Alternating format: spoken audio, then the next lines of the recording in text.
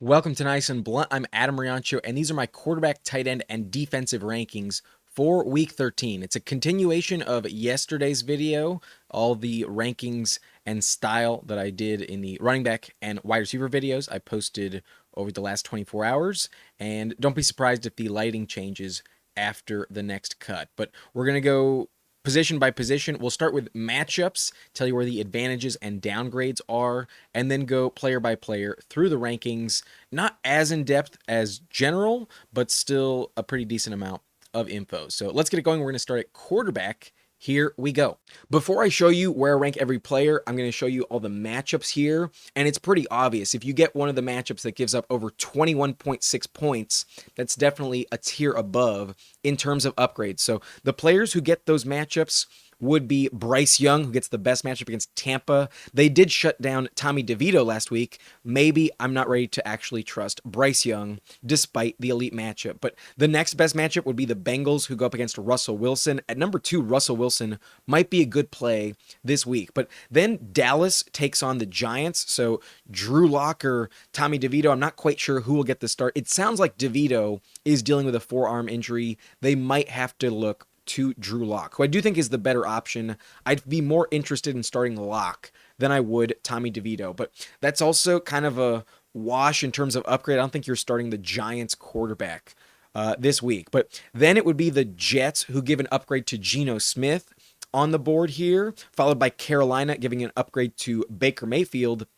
Then the Falcons give an upgrade to Justin Herbert. Those are the best matchups overall. But then it's CJ Stroud against Jacksonville, followed by Anthony Richardson against the Patriots. That's the teardrop. Richardson against New England. And at this point, it's a bit more average, but still more than 19 points is expected for Jalen Hurts against Baltimore, but obviously Hurts is an elite player. I'd be more concerned with the bad matchups here. When you get less than 14 points, that is not good in your lineup. So these are the ones to really worry about, starting with the Niners. They give up an average of 13 points per game, but they get Josh Allen this week. I really don't think that actually matters in terms of downgrades. So not worried about Josh Allen against San Francisco, but maybe Tua against the Packers is a liability. The snow could be a big problem, but the Packers defense have been very good.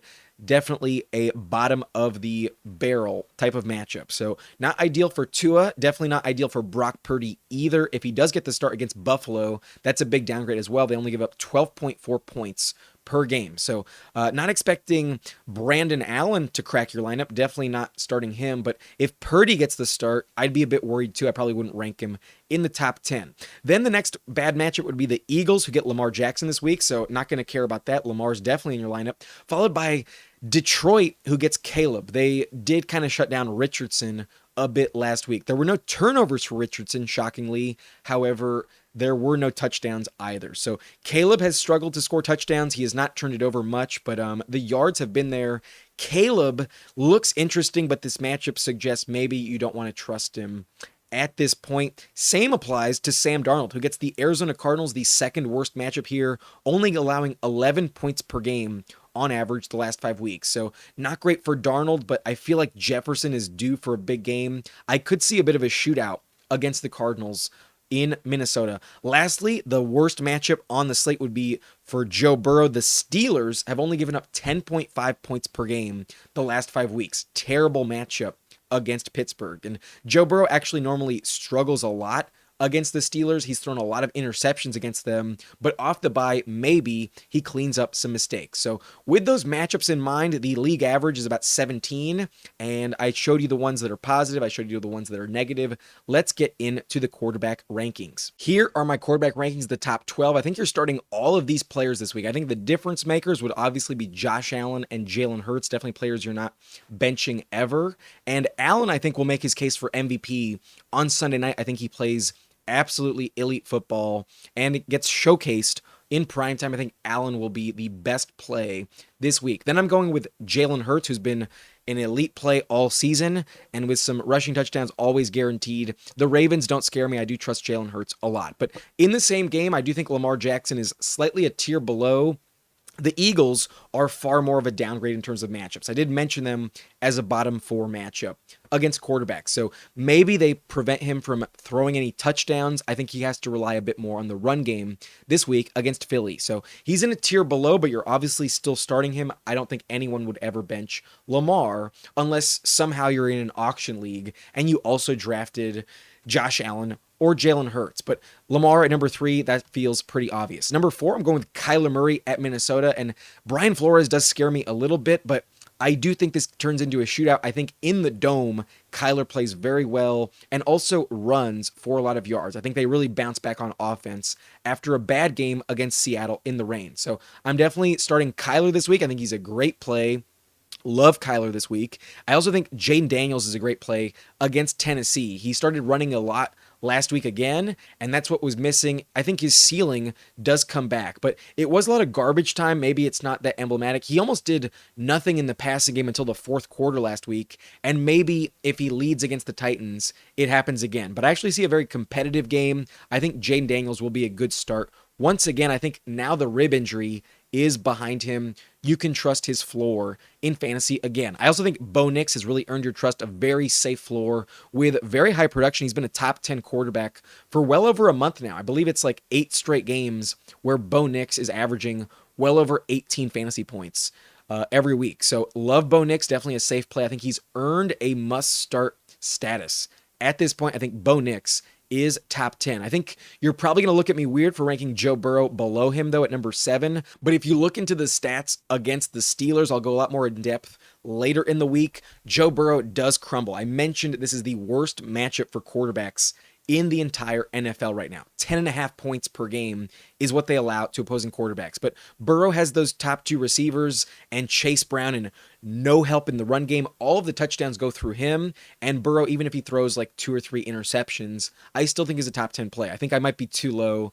At number 7, you are still starting Joe Burrow. I do think Bo Nix, however, is safer because the Steelers are a way more difficult matchup than Cleveland. But Jared Goff always has elite upside, but the floor is usually good for 15 points. He didn't throw a touchdown last week. That probably pivots and fixes itself. I think he gets back into the top 10 status. This week, I would be starting Jared Goff. But Mahomes, I think, plays well against Las Vegas. He played decent against them the first time around, and he did ask for a shootout. I do think their offense gets rolling now that Pacheco is expected to be back. So I would start Mahomes at number 9. I think he is a top 10 play this week. But I do love Matthew Stafford and Kirk Cousins. I think even despite no rushing volume for them, both matchups are really good. I think both of their receivers will dominate both opposing defenses. So love Stafford with Puka and Kupp. I think he throws multiple touchdowns. Same goes for Kirk Cousins, and I do think they're very good high-end floor plays this week. Definitely, I would start Stafford and Cousins if I was streaming the position. At number 10 and 11, I think they're very, very good starts this week. But at number 12, Herbert gets an upgrade as well against the Falcons.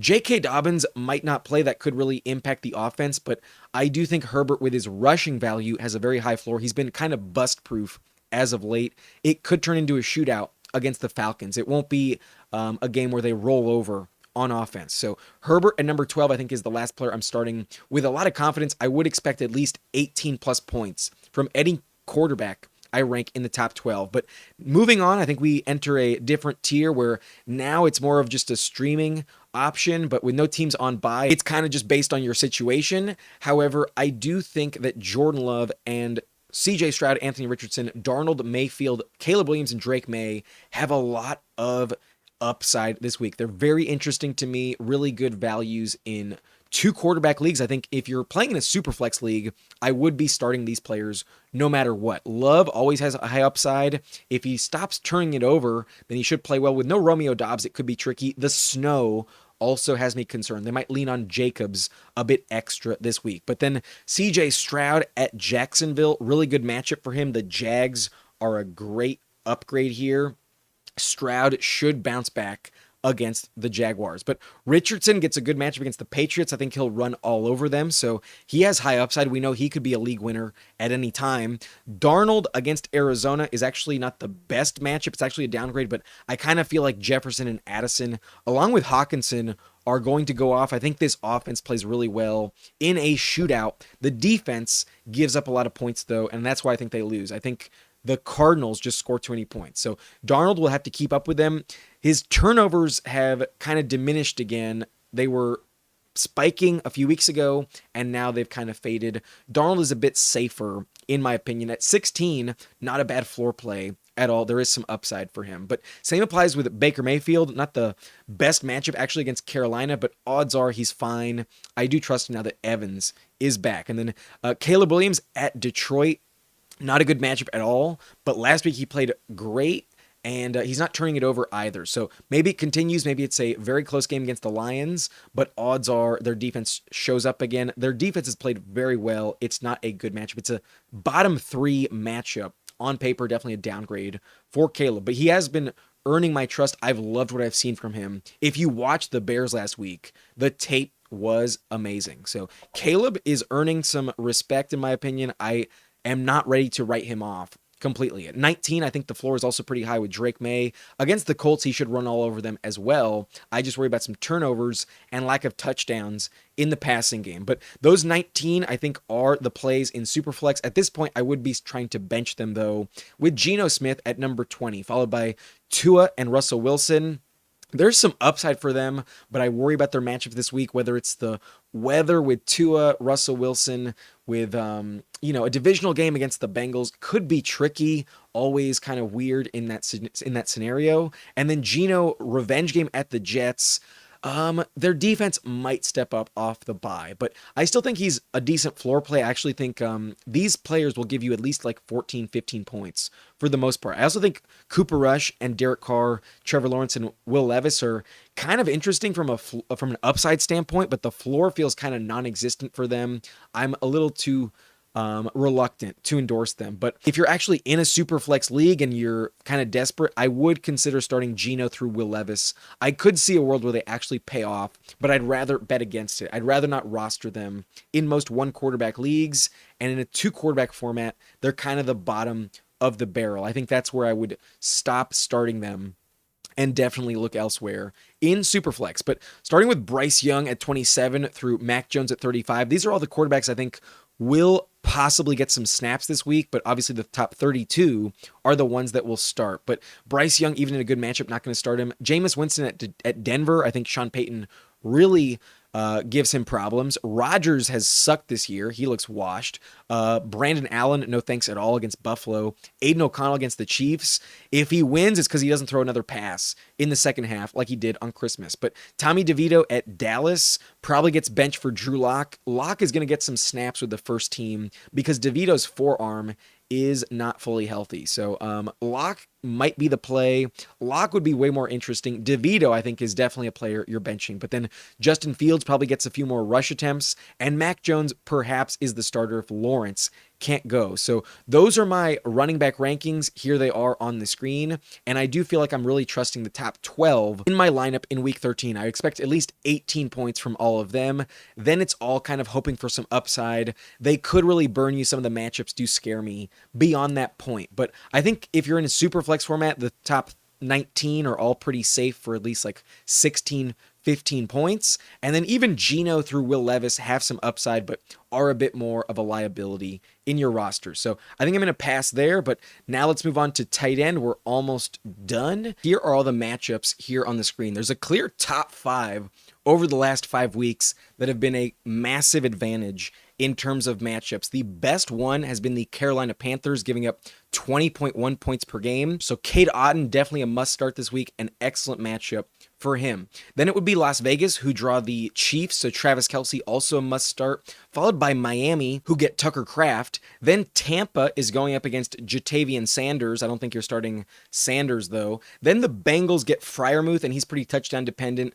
Maybe I would pass on Freiermuth despite a big upgrade, but there's still some positive upgrades. The average here would be 10.9 points, and I think the matchups you're looking for give you at least 12 points overall. So the next ones to keep in mind would be Jacksonville, who get Dalton Schultz and Cade Stover, but Stover vultured the touchdown. I wouldn't trust a Texans tight end at the moment. In New England, that's a good matchup as well, but Mo Alley Cox, I have no idea if he's even the best tight end to start. It could be Alec Ogletree or Kylan Granson, so I'm going to avoid that matchup. Then it's Cleveland against Adam Troutman, no thanks there. And then lastly, I think the last one worth considering would be Tennessee, who get Zach Ertz, who has 2 straight games with a touchdown. So Ertz is interesting. I also think Tucker Kraft, Travis Kelce, and Cade Otton are very good starts this week as well. But in terms of bad matchups, a lot of it relies on who you play, and I don't really care too much about the bad matchups, but I will mention them. Here they are. If you get less than 8 points, I think that's where you should be concerned at the position,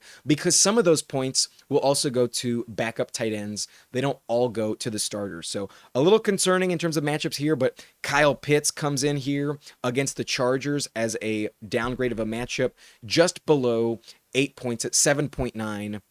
The Chargers are not the best matchup for Kyle Pitts. But then it's Denver, who's not a good matchup, and they get David Njoku this week, so maybe he puts up another dud. Last week was bad for him. Then it's the Niners, who will go up against Buffalo, so if Kincaid gets the start, I would be worried about him. Maybe Dawson Knox is the guy once more. But in Minnesota, it's also a bad matchup. I don't care about it at all, however, because they get Trey McBride, and that is not a player I'm benching. Next up, in terms of downgrades, would be these bottom 2, where the Giants actually really limit tight ends at a high rate. So whether it's Jake Ferguson or Luke Schoonmaker, the starting tight end for the Cowboys, may have a very rough game, probably does not find the end zone. And then lastly, the worst matchup the last 5 games have been the Detroit Lions. They get Chicago this week. Maybe Cole Kmet plays very poorly, but those are the matchups at tight end. Now let's get into my rankings. These are my top 12 this week. I think these are the players that you should be starting to feel pretty confident about. I think the top 4 are massive difference makers. I think they're clearly elite plays,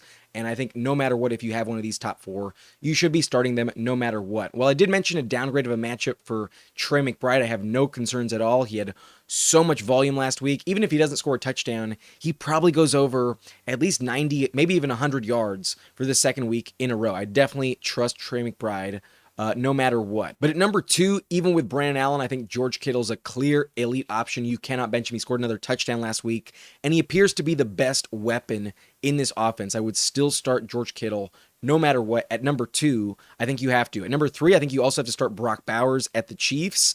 Should be another dominant game for him, even though last week was a bit lackluster. I still trust Bowers like crazy. At number 4, I think Taysom Hill is obviously in your lineup. He had such an elite game last time we saw him. You probably really missed him on bye last week. So definitely start the top 4. I think the next 3 are also locks in your lineup. I think Cade Otton with an elite matchup, even with Mike Evans back, should be a fantastic play. Definitely top 5. In my opinion, Cade Otton is a must start. So is Jonnu Smith, who's been tearing it up lately. 2 straight weeks with elite games for him, and he's been a very high floor play the last 6 or 7. So love Jonnu Smith. I think he's a potential difference maker at the position. Definitely earned my trust. A player to start for sure. Got to ride the hot hand with Jonnu Smith.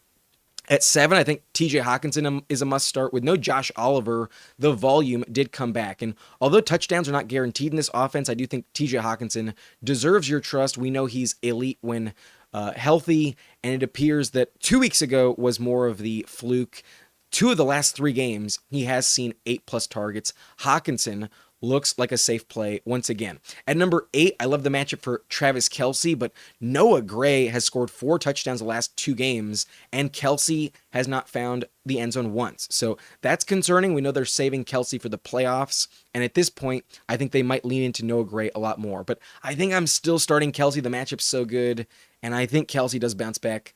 I'm going to continue to rank Kelce higher for 1 more week, but if it happens again where Noah Brown scores 2 touchdowns again, then yeah, I would understand moving off of Kelce in favor of Noah Gray. But for now, I'm still going to roll with Kelce. I'm also still going to roll with Mark Andrews and Kyle Pitts. I think you have to. I think they've played well enough this season to really earn your trust. In terms of floor, I either expect 50+ yards from Kyle Pitts or a touchdown from Mark Andrews, and usually they are top 10 plays. So I would start them. I think they're in the safe realm where if I drafted him, if I still have him, I would still start him. But I think if you picked up Taysom Hill, Cade Otton, or Jonnu Smith the last few weeks, I'd rather start one of them. Then I think there's a big tier break where now we're just kind of streaming the position and we're really hoping for touchdowns. Outside the top 10, it's not quite the same, but I do think Tucker Kraft in a good matchup is really interesting here. I think the touchdown probably comes back to him again.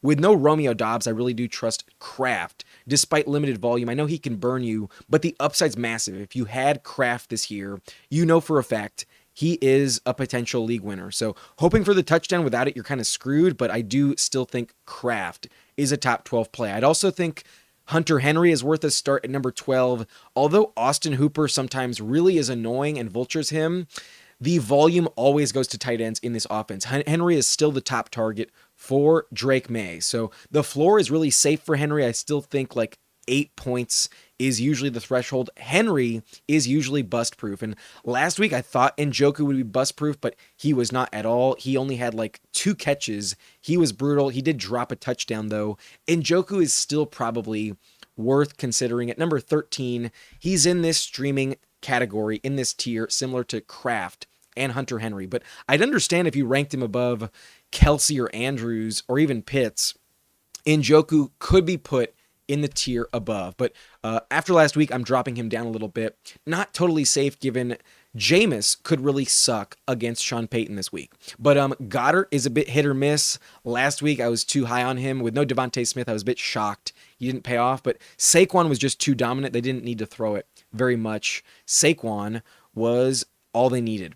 Sam Laporta and Dalton Kincaid, though, are very big liabilities this year. Very volatile. Need a touchdown. I think Laporta is probably the safer play. Kincaid might not even be healthy enough to suit up. So I'd probably pass on them, honestly. They've been so volatile. I get it if you're fed up with them.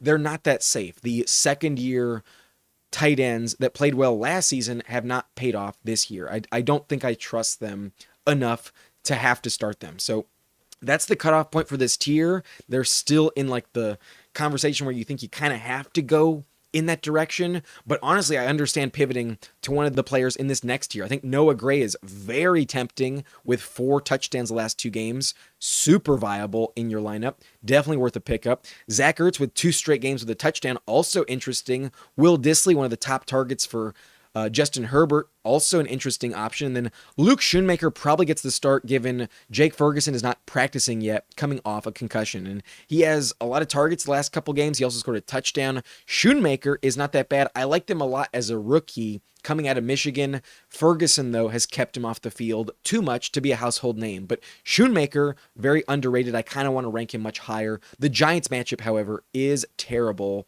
And perhaps Ferguson might start. So I don't think I'd pick him up over Will Dissly or Zach Ertz or Noah Gray. That's why he's only at 20. But Evan Ingram and Cole Kmet, also really interesting. I feel way too low ranking him here, but the position kind of feels loaded and their offenses don't always favor them. The touchdowns are rare in their offenses as well. So that's why the upside is a bit too capped. I think they're still interesting, but more floor plays and a bit too risky in my opinion.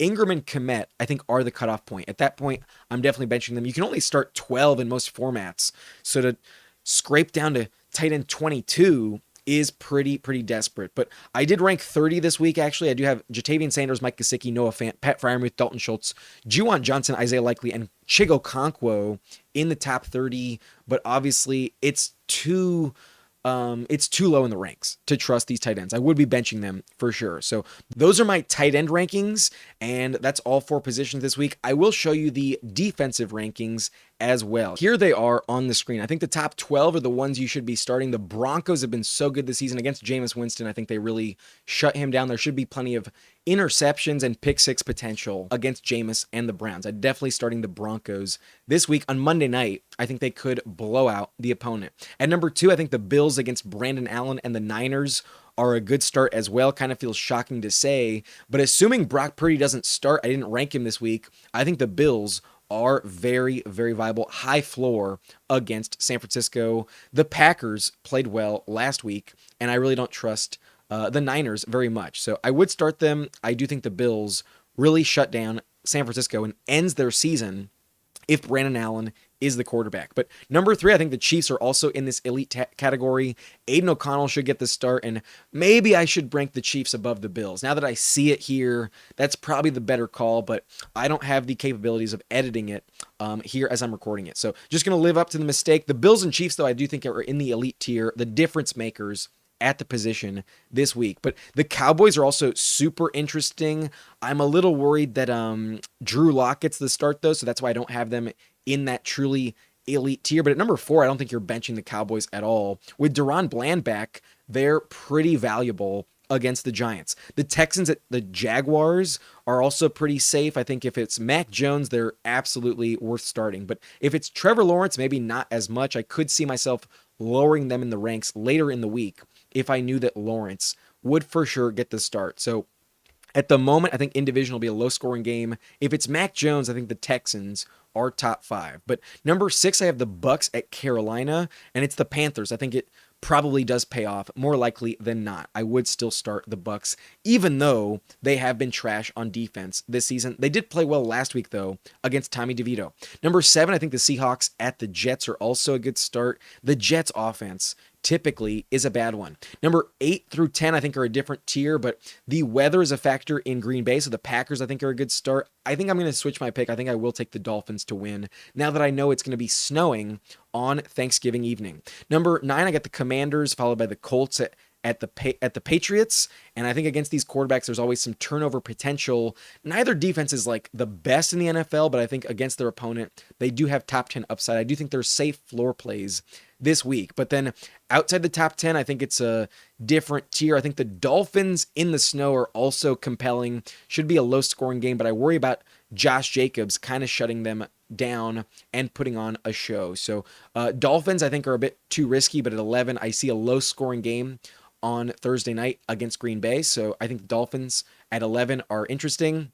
Then I have the Steelers and Bengals back-to-back. I think that's a very close game, and the Steelers usually play Joe Burrow very well. So even though I think they lose similar to last week, I think they are the better fantasy start. I will be starting them in the subscriber league. I'm not dropping the Steelers at all. Even though the projection is low, I still think against Joe Burrow, they're a safe floor play this week. I would expect at least 6 or 7, maybe 8 points from the Steelers on defense. And same goes for the Bengals. I think off a bye, they will step up, probably limit Russell Wilson a lot. Their run defense is also really good, and they did show up in the second half last time we saw them against the Chargers after a brutal first half. So maybe they turned it around. Maybe they step it up against Pittsburgh. Their season is on the line in this game. Lastly, though, I think this is where I'm benching these players. I think starting with the Falcons, Jets, Jags, Patriots, and Titans, maybe you could talk me into it, but I think I'd rather pass. I think I'd rather avoid it. You're only starting 12 in most formats, so gonna ignore them, but then 20 through 32, I think, are the definite players I'm benching. The Browns, Lions, Chargers, Vikings, Cardinals, and Raiders, I don't think have what it takes. I think they're going to give you less than 5 points this week. However, I think teams that offer some potential negative points could really burn you are the Bears at Detroit. Never want to test the Lions offense. Panthers versus the Bucks. Giants at Dallas. Ravens versus the Eagles. Eagles at Baltimore. That game will be a shootout. Saints versus the Rams, and Niners at Buffalo. All right, that's it for this video. These are my rankings for the 3 positions, the top 20 at all 3. If you need anyone beyond that point, go ahead and circle back in the video. The timestamps will take you there. But I do feel pretty good at quarterback in terms of depth. I feel like the top 19 are all pretty viable. I think everyone up until Drake Maye should still get you at least 16 points. I think the floor is pretty high. With no teams on bye, that is usually the case at this position. So the top 12, I think we'll all go over 18. Starting the top 6, I think over 20. And I would feel even pretty good if I was rolling with Sam Darnold, Anthony Richardson. Stroud has a great matchup as well. Hasn't proven much, but to have Baker at 17, I still feel like his floor is high. Everyone above him feels like a good play. At tight end, obviously, if you have Taysom Hill, you're happy to get him back. He enters that elite tier, but I feel like once you pass Travis Kelce, Mark Andrews, Kyle Pitts, like, What are you getting? I think there's a decent floor, a good argument to be made for most of these players, 11 through 16, but some of them, they're just the players you drafted, and maybe you're just reluctant to move on. But there's some huge upside with that next tier. I think 17 through 22, I guess Ingram and Kmet did not make the cut here, but all of them, I think, are very enticing. Tight end gets pretty random outside the top 5 or so. So good luck there. I'd hope to have a top 7 option, but beggars can't be choosers. Lastly, defense is a bit tricky. I feel like some of the better defenses have terrible matchups this week, and it does get pretty rough.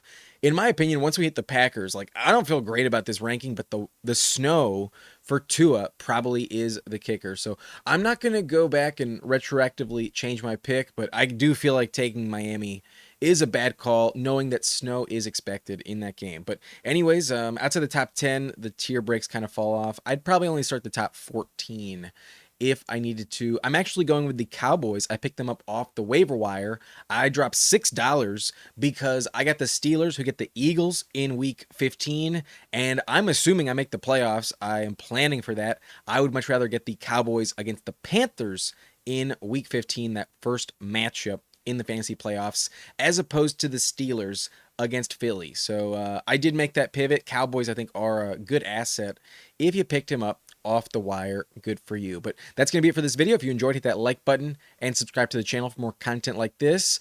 I've enjoyed it this week. My voice was a bit lost after booing Quentin Johnston all night on Monday, but it's okay. I'm feeling better, and I think we'll be fine. I may or may not have time, though, to do the start-sit video for Thanksgiving tonight. I'm going to try. It might be pretty condensed, but I'm going to try. Anyways, I'll see you next time. My name's Adam Riancho. Thanks for watching. Nice and blunt.